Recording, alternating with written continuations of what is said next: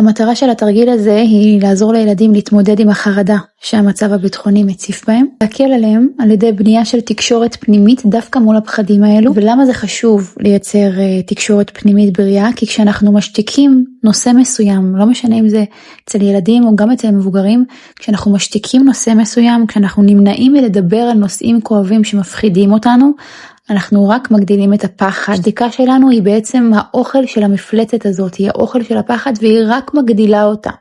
לכן המטרה היא כן לדבר, כן לשתף, כן לחלוק, כי ככה אנחנו מעודדים עיבוד של התחושות ומאפשרים את הרגיעה. אז חשוב מאוד שתפני לכל השיח הזה ולכל התרגיל הזה מנקודת מבט אובייקטיבית. זה אומר שאת לא נותנת לילד פתרונות לבעיות שלו. את לא מביעה את דעתך האישית על הפחדים שלו, את לא אומרת לו אם זה נכון או לא נכון, אם זה הגיוני או לא הגיוני מה שהוא מרגיש. מבינה שמה שהוא מרגיש זה מה שהוא מרגיש, והתפקיד שלך זה לתת לו להציף את המחשבות שלו, וליצור עבורו מרחב בטוח ומכיל. ובשביל זה את צריכה להיות סופר אובייקטיבית. מי שחושבת שהיא לא תוכל לעמוד בדרישות האלו, אז קודם כל זה ממש טבעי ולגיטימי, את לא המטפלת שלו. עדיף פשוט לעצור ולא להתקדם לתרגיל עצמו, אולי אפילו לתרגל אותו על עצמך ולראות אם יש איזשהו שינוי בתחושה שלך. מי שמרגישה שהיא כן יכולה לעמוד בדרישות האלו, אז אנחנו מתחילות. אז השלב הראשון הוא נקרא שלב השיחה, ובשלב הזה אנחנו מדברים בצורה כנה ופתוחה על הפחד שהילד מחזיק. אנחנו נותנים לו בעצם במה לדבר בפתיחות מה הוא מרגיש. אנחנו צריכים להבין עם אילו פחדים הוא מתמודד, אז ניתן לך כמה שאלות שיעודדו אותו לשתף ולחלוק איתך את המידע. מה אתה מרגיש? מתי זה התחיל? איך הפחד הזה מתבטא? מה הכי מפחיד אותך בזה? איך זה גורם לך להרגיש? השלב השני הוא שלב ההרגעה.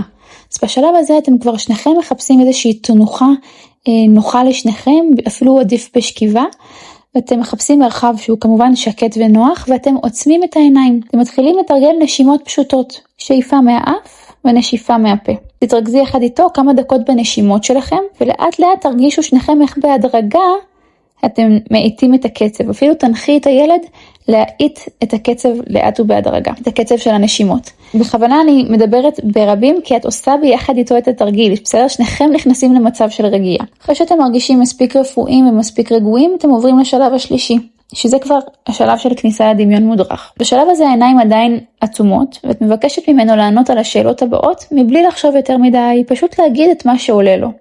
תזכירי לו שמותר לו להגיד הכל, שאין נכון או לא נכון, והכי חשוב תדגישי בצורה ברורה שאמא פה שומרת עליו ומגנה עליו, ואם משהו לא מרגיש לו בנוח, הוא פשוט יכול לעשות סימן שמוסכם ביניכם מראש, ומיד תפקחו את העיניים. השאלה הראשונה היא איפה אתה מרגיש את הפחד שדיברנו עליו בתוך הגוף שלך. היית רוצה שאנחנו ניתן לו שם ביחד לפחד הזה? איך היית קורא לו?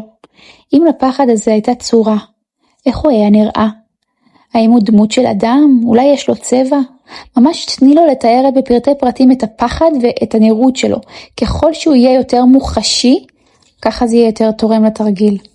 שאלה הבאה היא, אם לפחד היו מילים, איזה מילים הוא היה אומר לך? מה אתה חושב שהפחד הזה היה רוצה לומר לך? אתה תרצה לפנות אל הפחד הזה בעצמך? אולי לשאול אותו מה הוא צריך כדי להירגע, מה יעזור לו? את יכולה להציע לו גם.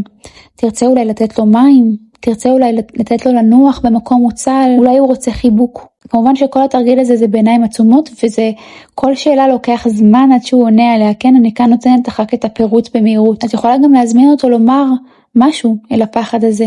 תעודדי אותו להתבטא מולו. והדבר האחרון בשלב הזה זה הכנה לקראת סיום. תעדכני אותו שאתם לקראת הסיום, ואם הוא רוצה להוסיף עוד משהו, אם יש משהו שחסר לו בזמן התרגיל, האם הוא מרגיש בנוח לפקוח את העיניים, אם לא ויש עוד משהו שהוא היה רוצה לומר, אז תשימי לב למה הוא מבקש ותני לו את המרחב.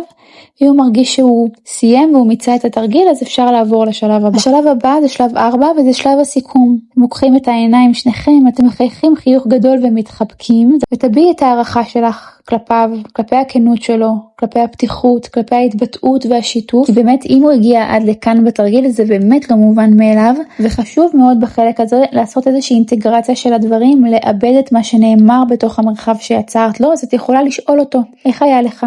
איך הרגשת כשעצמת את העיניים? מה אתה חושב על מה שהעלית? איך אתה מרגיש עכשיו? מה אתה חושב על הפחד?